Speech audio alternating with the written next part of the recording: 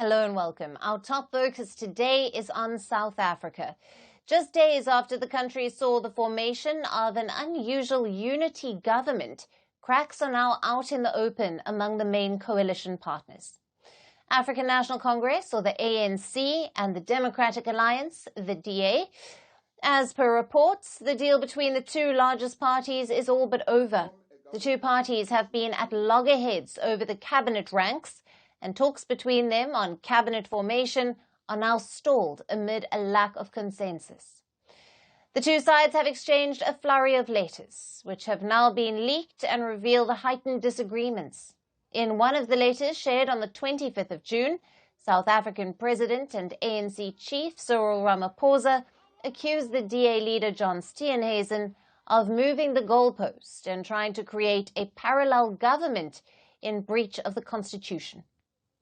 Not just this, he said that he found another letter from DA Federal Council Chair Helen Zille offensive, condescending, and inconsistent with the Constitution. In this letter, the DA had demanded at least 12 ministerial posts. However, after ironing out differences, the ANC resolved to give the DA only 6 ministers.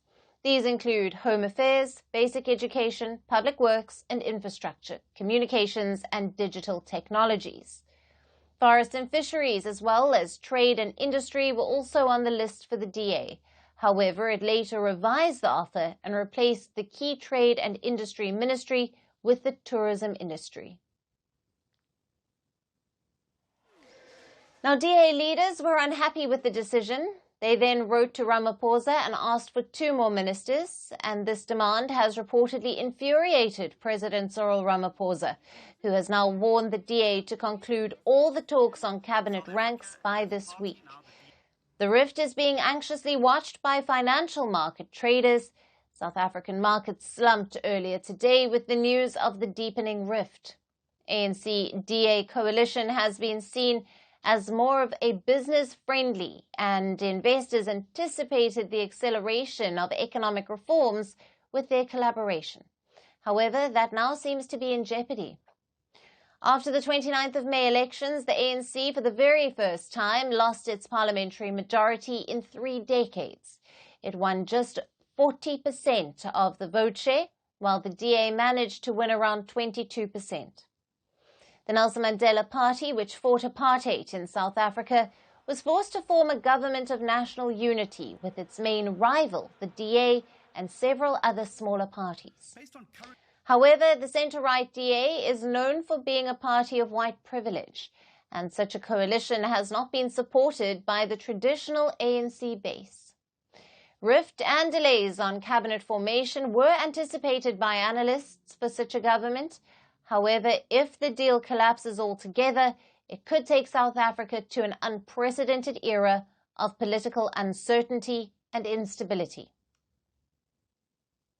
Now, for more on this, we have with us political commentator Ayanda Sishiwigzel, who is joining us live from Johannesburg, South Africa. Hello to you, Ayanda. Hello, Alyson, and hello to all of the Firstpost viewers. Ayanda, Ramaphosa has accused the DA leader John Steenhuisen of trying to form a parallel government and of jeopardizing the formation of the government of national unity. What do you make of these comments?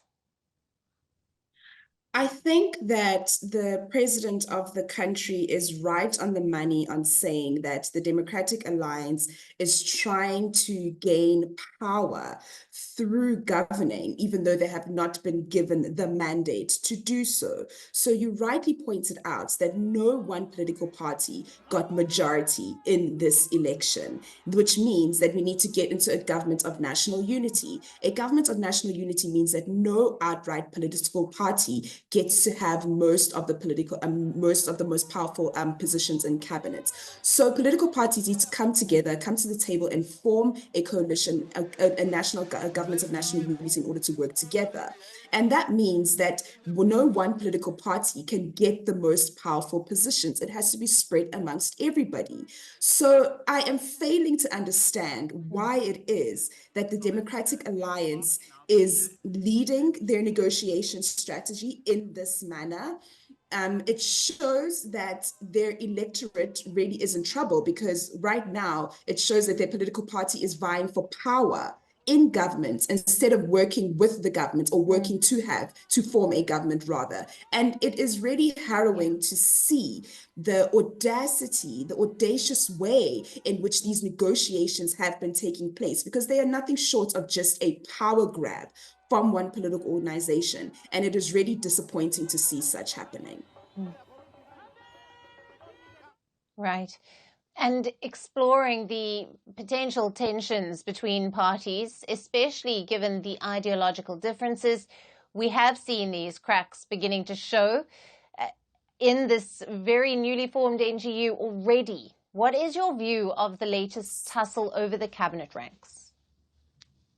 Look, this is not our first rodeo when it comes to a government of national unity. We did this in 1994 in the advent of our democracy, and now we need to do it again. And I think political parties need to realize that the electorate is the ones that they need to put forward first, and not their own political gains. We have seen this play out in local government in 2016 and again in 2021, with the roller coaster of mayors that were changing in the three biggest metros in this country, namely Nelson Mandela Bay, Johannesburg, Tshwane, and the city of Ekurhuleni as well. We saw a merry-go-round of mayors changing because no one political party could actually stay and agree to anything that they'd signed to within those coalitions, which resulted in an unstable local government. And now I would think that these political parties who have been governing in local municipalities within a coalition would have learned these lessons that they learned in local government, so that when they come to national government, especially when it comes to negotiating for positions,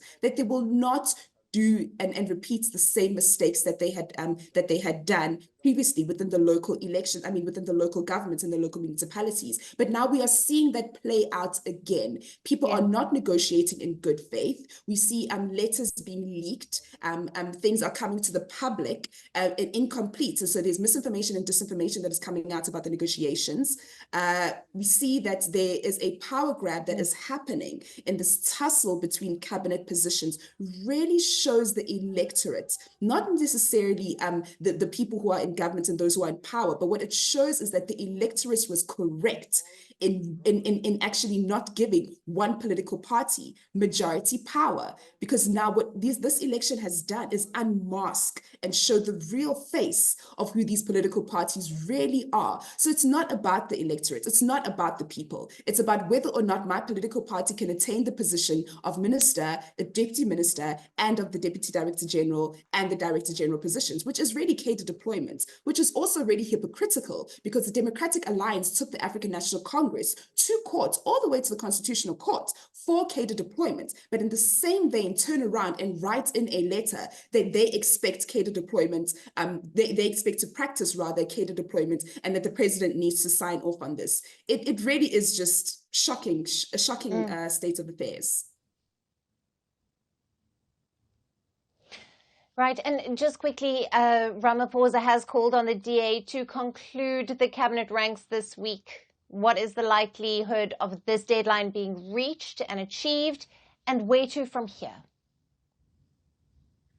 The deadline has to be reached, whether the Democratic Alliance, the ANC, or the different members within the GNU like it or not. The business of government and has to start. The National Assembly has to start. The work needs to begin.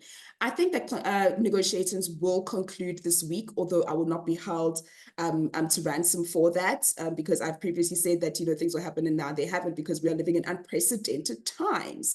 And so this has never happened before. We've never waited this long for a president to form a cabinet. Even here in the province of Gauteng, we currently do not have a cabinet as we speak right now. Our president, our premier, Andre Kapanyaza Lesufi, has not formed a cabinet, and I think it is because of the fighting. The negotiations and the infighting that must be happening between the GNU partners, which is the reason why there has been this delay. So I can't really say when it is that is going to happen, but should this delay continue, we will be indeed entering into unprecedented times, where I think now The law is going to have to step into place. We don't know what it is that is going to happen because, again, this has never really happened in the history of our democracy. So it's going to be very interesting times that we are heading into if these political parties can't do the right thing and put their egos to the side and actually put the people of South Africa first and making sure that they start getting into the work of the 7th administration. It really has to happen as quickly as humanly possible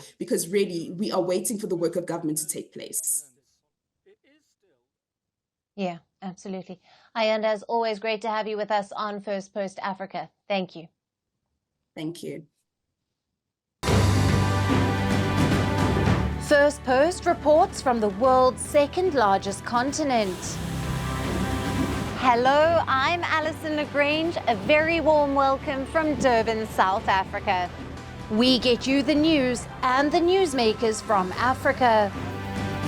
From elections to climate change, to innovations and opportunities. As the world's attention shifts, we report from Africa, the heart of the global south. Join me every weekday live on Firstpost.